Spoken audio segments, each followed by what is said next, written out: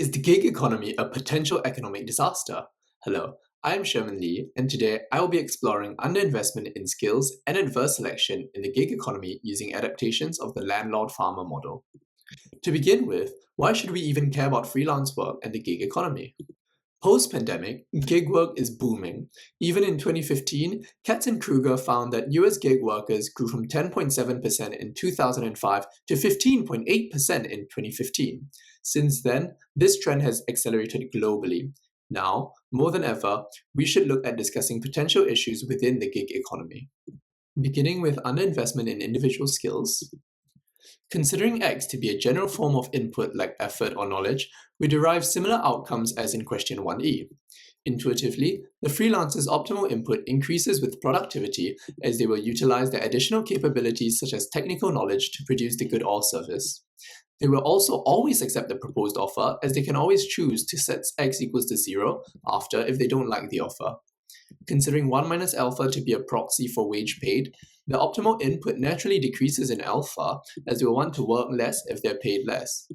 The client may not have technical knowledge to understand the difference in the work by the freelancer prior to completion and so chooses to offer both types the same alpha. Given this, the freelancer never has an incentive to upskill because the sunk cost borne from upskilling outweighs the increase in income they will get as the client offers the same alpha to both types regardless. We would thus expect to observe an underinvestment in individual skills upgrading in reality. Recently, the University of Bristol found that 52% of gig workers in the UK were earning below the minimum wage.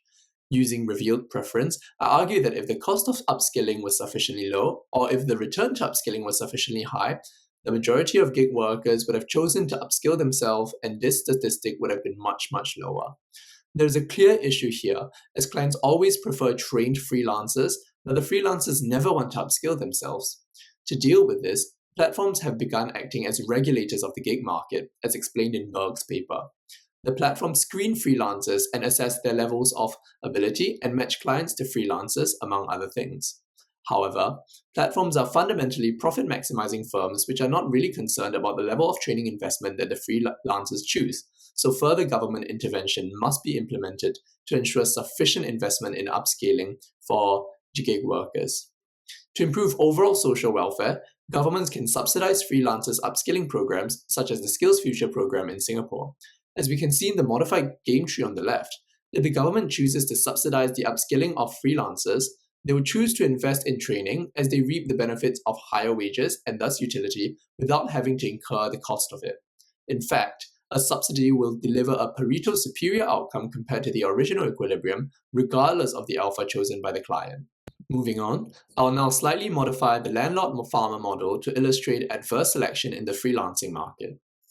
In this model, I assume predetermined skill levels and clients who cannot differentiate between freelancers on the platform have a probability P of hiring a high-skilled freelancer and 1 minus P of hiring a low-skilled freelancer. I introduce an opportunity cost of accepting the offer from the client, denoted by R, which I will interpret as the income the freelancer could instead get from other jobs if they do not accept the client's offer. Assuming that the high-skilled freelancer has better job opportunities on the traditional labor market, I'll take RL equals to 0 and RH greater than 1. The lower skilled freelancer always accepts the client's offer as they know they can't find a job elsewhere, while the high-skilled freelancer only accepts the offer if it pays better than other potential job opportunities available. As the client is unsure of the skill level of the freelancer, they will offer an alpha that maximizes their expected payoff and will offer uniform alpha to the freelancer that they're hiring.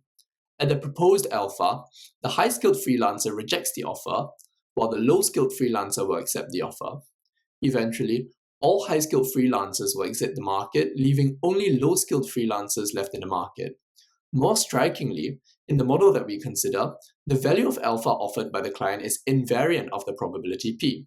This means that even in an extreme case where most of the freelancers on the platform are high-skilled workers, the market will still eventually be dominated by low-skilled workers due to the nature of the market.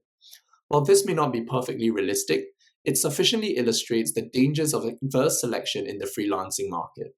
In reality, we should observe that this uniform payment for freelancers will eventually drive out all high-skilled freelancers, as argued in Ekeloff's paper on the market for lemons. This is corroborated by Van Bergen's paper, which found that many gig work was not economically viable for many gig workers due to the persistently low wages. While in the paper, Van Bergen found that many gig workers still stayed in the sector despite the low wages, it is likely more due to labor market frictions rather than actual economic viability. Given the ability to, the high ability freelance workers would leave the market in line with Ekelov's analysis. The equilibrium we find here also results in suboptimal outcomes for clients. Setting alpha equals to 0.5 here only attracts low-skilled freelancers, but in an ideal world where there were only high-skilled freelancers, the client would benefit and improve their payoff from the equilibrium we find here by setting alpha anywhere between 0.06699 and 0.5, conditional on the high-skilled freelancer accepting the offer. Thus, the adverse selection leads to market failure in the gig economy. To deal with this problem, platforms can engage in incentive alignments. As found by Hodor, gig workers' production response to performance-based pay is large and significant, and such systems can help to align both the clients' and the freelancers' incentives. Furthermore, platforms could also introduce reputation-based systems such as Fiverr's Pro-Verified status and Upwork's top-rated status programs.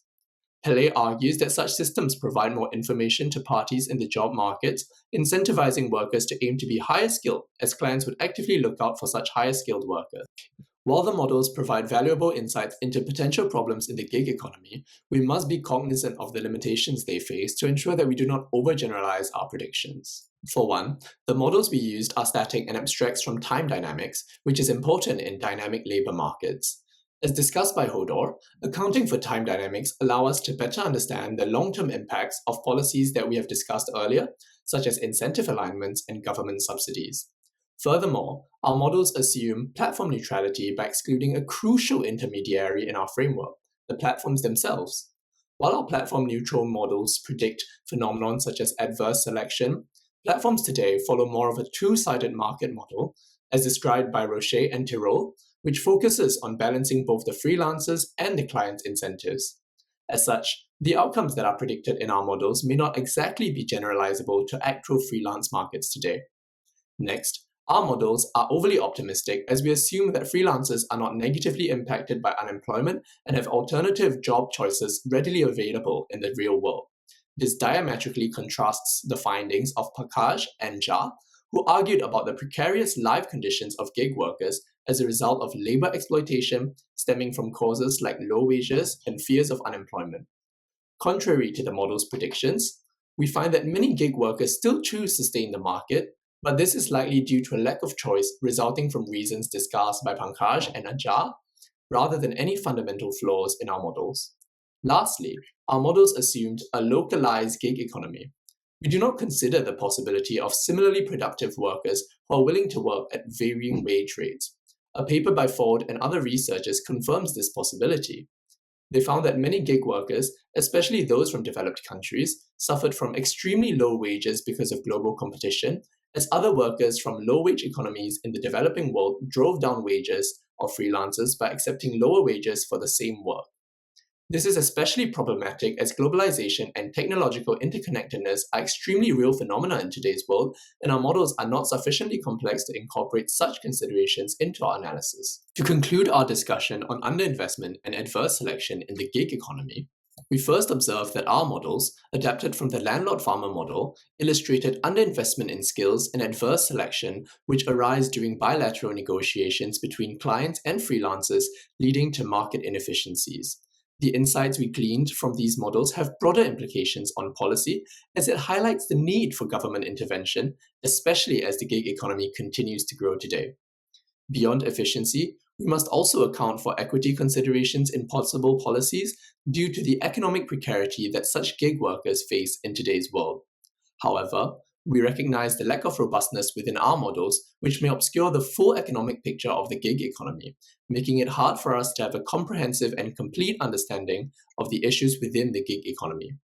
Moving forward, despite the limitations within our models, I believe the grim predictions they make and the bleak situations that many freelancers face today are more than sufficient to demand more research and study into issues into the gig economy so that governments will be better able to help this growing group of workers across the world. Thank you.